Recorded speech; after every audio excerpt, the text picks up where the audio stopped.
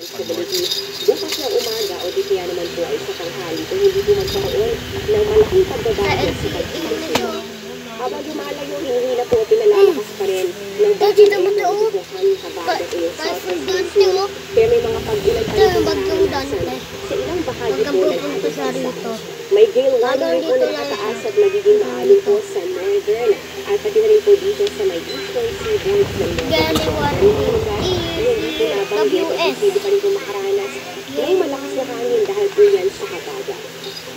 At may update naman po tayo sa iba pang bagyo sa labas ng Philippine Aerial Responsibility. Yung po dating bagyong Dante na may international patuloy na po yan sa may eastern portion ng China. Habang yung isa naman na meron po international name na Rosa.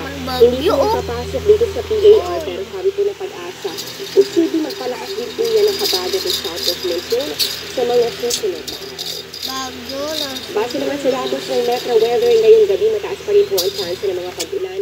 Dito po yan sa Batanes at pati na rin po sa Batanes Islands, Ilocos Region, Cordillera, pati na rin po dito